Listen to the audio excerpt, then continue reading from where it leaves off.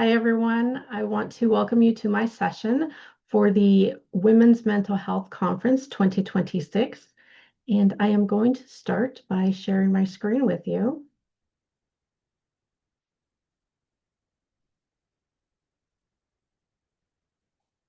Today, I will be talking about the healing power of gratitude, grace, and giving. My name is Dr. Andrea Niestas. And if you have a pen and paper that you can pull out and have it handy, because I will have some interactive questions that I do want you to write down. So since this is being pre-recorded, I won't pause for you to answer them, but you're welcome to pause the video so that you can actually jot down some thoughts. So I have my PhD in clinical psychology. I worked in behavioral health for 25 years, and I worked specifically in the behavioral health hospital setting for about 20 years. 15 of those years, I was in leadership and training, and I am currently an adjunct faculty over at Bakersfield College in the Behavioral Sciences Psychology Department, and I'm also an instructor with the Levin Institute. I founded my own life coaching and speaker business, Life Coaching by Andrea. And so a little bit later, when we're all done, I will give you some information of how we can connect. But first, I do want to start with a question. Imagine if you knew you were about to die. What would suddenly matter more to you and what would suddenly matter less? So this question, I really do want you to think about it. And if you have to pause right now, I want you to actually write this down. I want you to actually think about it and how that would feel to you if that happened. And I want you to be able to write down your experience or your response to that. So I will be talking to you today about my experience of having this spiritual experience and how it affected my mental wellness. And I'll be talking about how now meaning, purpose, connection, and value are so important in my life because of this experience that I went through. So back in March of 2024, I'd never thought about this question before. What would happen if you died? If something happened, what would matter and what wouldn't matter? At this point, had no thought of ever that question coming into my mind. But by the end of that year, I was hospitalized and had almost died 3 times. And during my recovery of 2025, I actually focused a lot on gratitude and grace. And I will talk about how that helped me get through emotionally. And now in 2026, I am leaning more into giving and how that has also helped me recover emotionally as well as physically. So I will be talking about this a little bit more, and I do have some more other questions that as well I want you to ponder. So back in the summer of 2024, I did start becoming ill, and I went to hospitals and doctors, and nobody could help me figure out what it was. I ended up 4.5 hours away from home, where I finally was hospitalized and admitted inpatient. And I was in a hospital for 101 days and had 2 emergency surgeries and almost died 3 times. So I recovered after a year of being discharged from the hospital. It was another year of me recovering with 3 additional surgeries and still unable to work. Well, I focused on just trying to get better. I did have those 3 experiences. I had 2 experiences of respiratory failure where I stopped breathing. And I did have another emergency surgery where I had a blood clot in my lungs. And I had to have emergency surgery for that. And the doctor during that surgery thought I was not going to make it as well. So those were 3 instances where I actually almost died. But I also had 3 subjective experiences where I thought that I wasn't going to wake up. So the first was when I first started getting ill, and I was so sick that I couldn't even walk 5 feet without being out of breath. I couldn't get up off the couch on my own. My husband had to help me stand. and I couldn't walk very far. I would get exhausted. I slept a whole lot, and I really had no energy or no strength. And I told my husband I felt like I was withering away. And so sometimes I would go to bed after it took me half an hour to take a shower just because I was so weak and so slow and in so much pain. So I would go to bed at by 9 p.m. and I would just lay there thinking, I know something's wrong with me. I know something is really, really wrong with me, but nobody would help me. So I didn't know what was going to happen to me. And sometimes I would think, I wonder if I'm going to wake up tomorrow because there's something wrong and nobody is doing anything about it. So I often felt like, how do I know I'm even going to wake up in the morning? There was another time when I was in the hospital where I was there probably for about a little bit more than a week, and they still really hadn't figured out what was wrong with me. But I really wanted to go home. I didn't know it at the time. I was having some hallucinations slash weird dreams because of the strong medication I was on, or because of the infection that I had. And so I I was afraid to be there because I thought that the staff was trying to hurt me. So I really wanted to go home. And one day I just got so agitated and I said, I need to go home. I want to go home. I don't want to be here anymore. And I got so upset and agitated that they had to give me Ativan. So when they gave me medication to calm me down, I had this, the medication was taking effect. And I just sort of felt like I was floating away. And I had this experience with my body that I assumed meant that I was dying, that I was going to die. I didn't think I was going to wake up. And I even said, I think this is it. Is this what it is like? Is this what it's like to be dying and to know that I'm not going to wake up tomorrow morning? And so then I was really afraid at that point too. And the third experience I had where I felt like I was going to die or was dying is when I had one of those hallucinations where I was so sick that I was hallucinating and I thought the doctors had injected me with something to kill me. And I could feel my body just sort of dying and my organs shutting down. And I knew that I was going to die. And in the dream or hallucination, it was reversed and I ended up not dying. But to me, those were three experiences where I did feel as if I was leaving my body and I was going to not wake up anymore. So all of that really led me to really focus more on gratitude and how that could help me in my recovery. So I do have another question that I want you to ponder.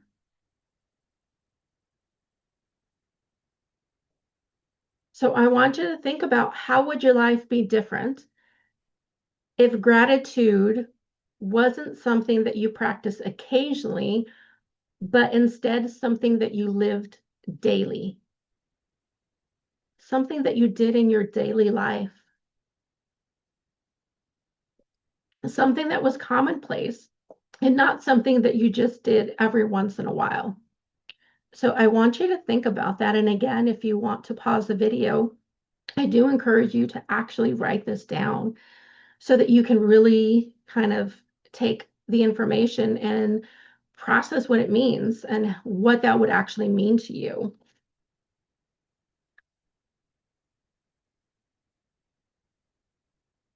When I was in the hospital, I was in a coma for about 2 weeks. So when I woke up from that coma, I describe it as like three stages after that. So the first stage, when I first woke up, I was really so medicated and sedated and groggy and unclear that I really didn't understand what was going on. Like, I knew I was in the hospital, I knew I had tubes everywhere, but I really didn't comprehend because I was just still so tired and exhausted and out of it. So, really, after being awake for about a week, it really sort of hit me that I truly understood what was going on. I was actually on a ventilator. I had a trach, so I couldn't talk. I had a feeding tube. Excuse me. I had a feeding tube. I had other tubes that I honestly don't even remember what they were for. I had a wound vac for my emergency surgery. I had an ostomy bag. I was bedbound for a month by this point, so I couldn't walk either, and I really could barely move my body. So, not being able to communicate, I was writing on a board just to have some sort of communication. And even that was difficult because since I was so out of it, I really was having a hard time writing um, legibly for the so that people could even understand what I was trying to say. So really, in essence, that first a few weeks, I really couldn't communicate very well because they really weren't even understanding what I was saying. So at that moment is when I really felt like I didn't know what was going to happen to me. I was really afraid mostly of the ventilator because I felt as if, well, I knew if I couldn't get off the ventilator, I wasn't going to survive.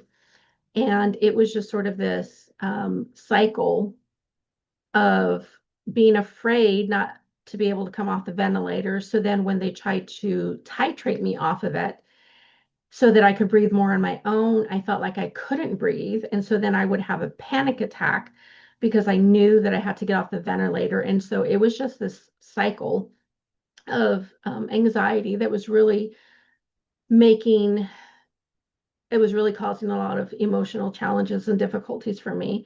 And I really started thinking, why did I survive to go through this and have all these tubes and be in bed and can't walk and can't talk? So after about a week of feeling this way and feeling overwhelmed and dejected and depressed, I finally came to a realization that I could only be healed physically if I myself decided to work on my emotional recovery. So, with everything I knew about psychology, everything I knew about behavioral health treatment, I knew that I wouldn't be able to heal physically quickly enough if I didn't also decide to make a change in my mindset and the way that I was thinking. So I decided at that moment to start practicing that gratitude, realizing that there were things for me to be thankful for still. So instead of focusing on what was wrong with me, to focus on what I did still have, which was my life, being alive, having probably still physical parts of my body that did work. I was very likely to be able to walk again. I just needed physical therapy. And so I really just knew, um, even based on what my doctor said, he would always tell me, I'm going to give you your voice back. I'm going to give you your voice back. And so I knew that a lot of what was wrong with me could be healed in time. And so I made a decision to stop feeling sorry for myself and focusing on the negative, and instead of being grateful for the positives and what I did still have. I also knew that I was alive only by God's grace, and I decided that I was here for a reason still. And eventually I would learn what that reason was. But right now, in order to get to that point, I had to get better first. And so grace became really a big part of my healing as well, because I knew that I was given grace. And so now it was my turn to show other people grace, people that were trying to help me. And I also had to show myself grace because it was always like one step forward and two steps back. So I knew that I had to be patient with myself and realize that my recovery wouldn't be linear and that I would have good days and I would have bad days. And something that I could do yesterday, I couldn't do today anymore. And so that was really difficult. And so I had to remember that for myself, I also had to give myself grace as well as for others. And so the next question that I have for you to think about is a time when someone showed you grace. So grace is unfavored or unearned favor. So, what was it like for you emotionally when someone showed grace to you, and what impact did that have on you?